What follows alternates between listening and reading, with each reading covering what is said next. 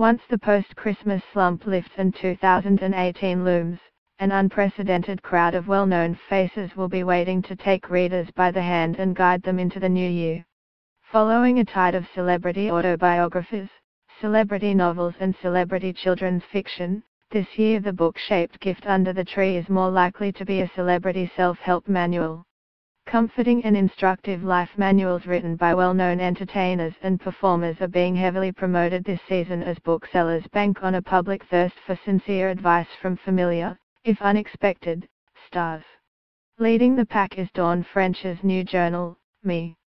Your Diary, which came out in hardback this autumn ready for the Christmas market, but is also selling well as an interactive ebook. In its digital format, as well as in print, French's deliberately collaborative effort invites each reader to make their own comments on the author's daily tips for better living.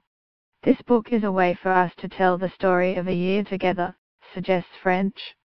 Feel free to write your appointments in it, lists, thoughts and reminders of, say, who to kill, and when, and in what order.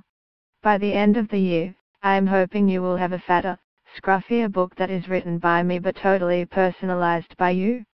The book is one of a number of literary counseling projects, each authenticated by a star name.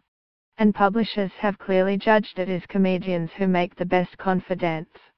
The acclaimed autobiography of Eddie Izzard, Believe Me, a memoir of love, death, and jazz chickens, in which he reveals the continuing impact on his life of his mother's death when he was 6, has picked up many admirers since its launch this summer, and is still selling, bolstered by a promotional tour, which is now running in Paris until the end of January, with US dates just announced for February.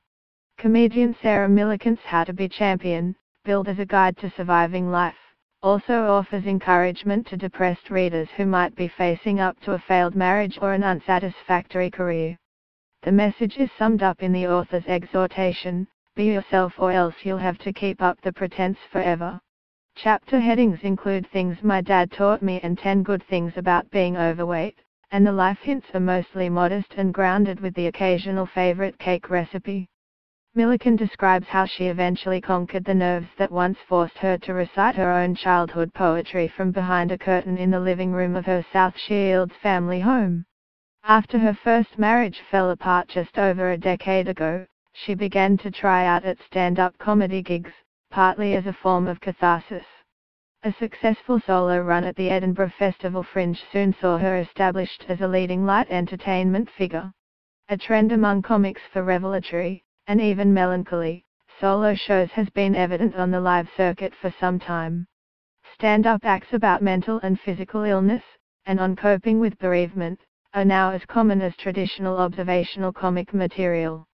And while comedians regularly gain notoriety for having a tougher-than-average ability to present their worldview, it seems a willingness to expose a few personal insecurities is now a definite bonus.